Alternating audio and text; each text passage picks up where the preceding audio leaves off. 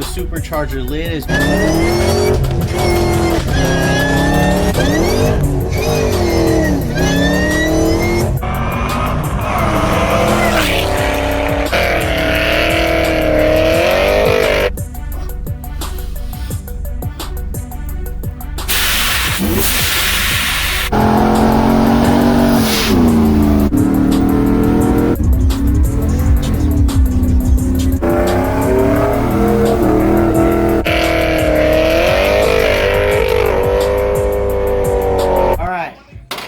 first thing we want to do is take off the cold air intake. Here we go. Oops, can't do it without that.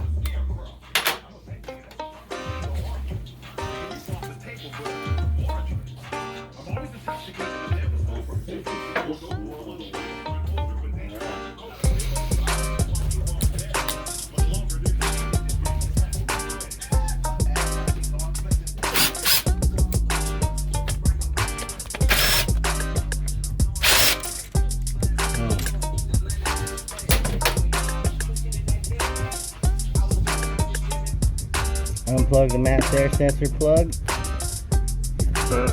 Got it. Pull this out. Disconnect your tubes, 1 and 2.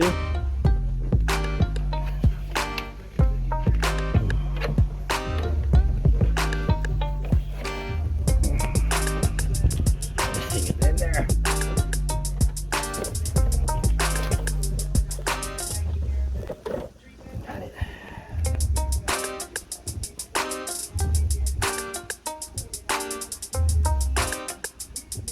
Okay, remove the shield. It's a little nut right here.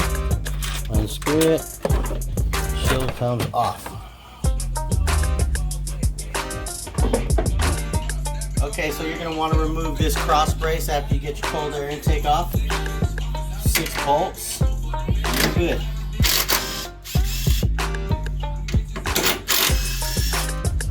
Boom, cross brace is removed. Set that off to the side. Right here. And then next thing you want to do is you want to focus here and make all your disconnections. Unplug every single thing. Your sensors, all the little sensors, all the little plugs. Start unplugging everything. Okay, something real important when you're doing this, don't forget what you're doing. Where all your plugs go, everything here, your little clips here.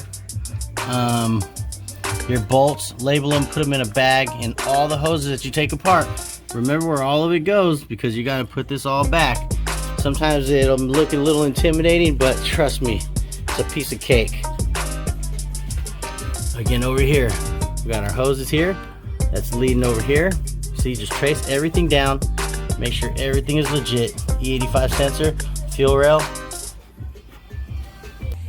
Okay, next, remove your coolant hoses, your suction and your discharge.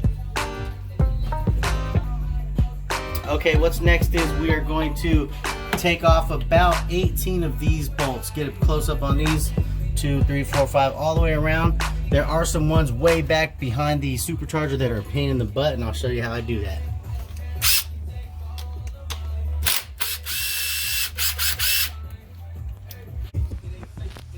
Alright, so to get these bolts back here, to get this lid off of the blower, you need to remove this panel. By removing the panel, you're going to pop these clips. 1 clip, 2 clip, and so on, all the way down. 1 clip. There's 1.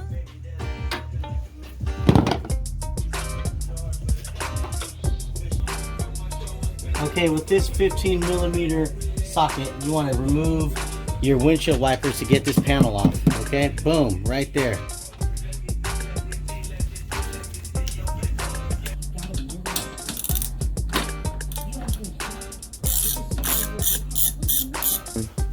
Alright, pop these panels off. They're a pain in the butt. Don't give up, they're just clips. Okay, come over here, check out these bolts. So we got these off. What I did, focus in there, right behind the blower, lower, right, back there. There's one of them. And then there's a total of 4 back there. Now to get to that, I drilled 2 holes right here. I made 2 holes through this sheet metal so I could put my ratchet right down there to pull them off. With your big screwdriver, after you get all the bolts off, you want to put it under here and get it up. See how it's loose? All right, lid coming off.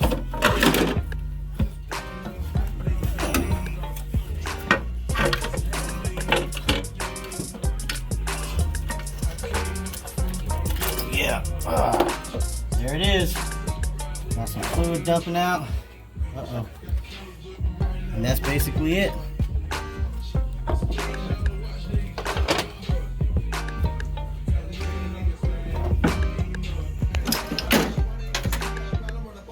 Then you're going to remove the supercharger lid, as you can see here. Make sure you get everything unplugged, pull off your coolant lines, and you're going to be removing these type of bolts. Then you're going to remove your throttle body, and that's held in with 4 Allen wrench type screws. Your throttle body type of screw. Okay, here we go. We got the supercharger up and out. This is held in by 10 of these. 10 of these bolts. Now don't be fooled. One tricked me. There's one left in the rear corner.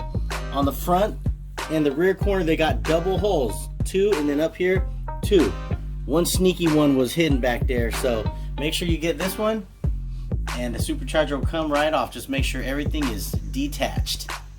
Okay, you got your injectors. You remove your injectors. Remember, prior to doing this, be very careful.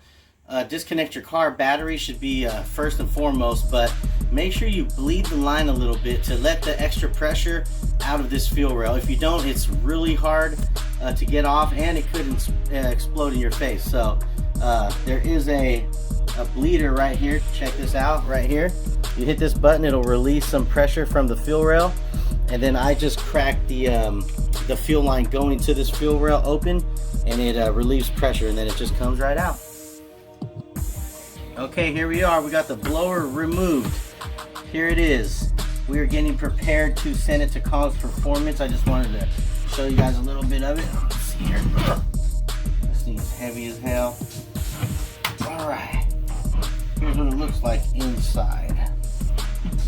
Get a shot of that. Look at that thing. There it is, twin screw. Look at some of them screws. Looks like they've been chipping up in there. So we will see. CONGS Performance, they're gonna port and polish everything. Port every single thing. CNC port. I've heard nothing but good stuff about CONGS Performance. I've heard anything from like 30 to 50 horsepower to the wheels with this ported upgrade. While it's up there, we're gonna have them do all the bearings on it, basically rebuild it to brand new, so that we have no issues with it, and re-oil it, and then after that we're good to go.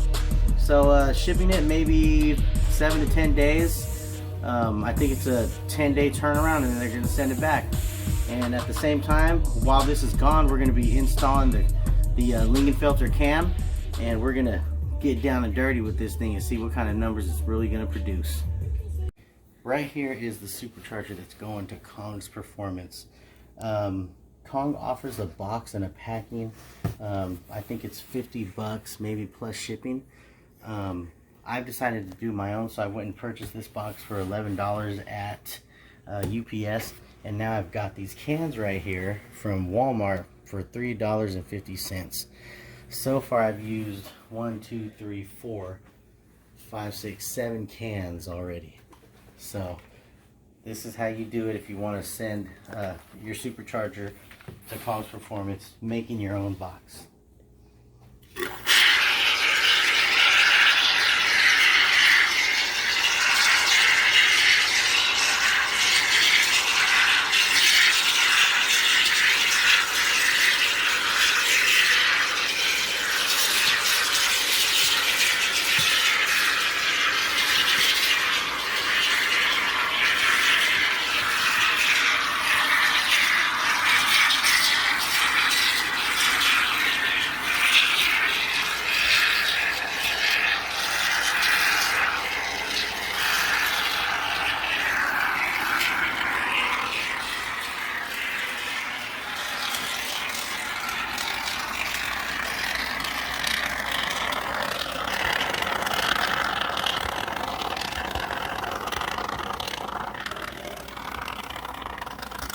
do it, get every last drop, because this thing takes a minute.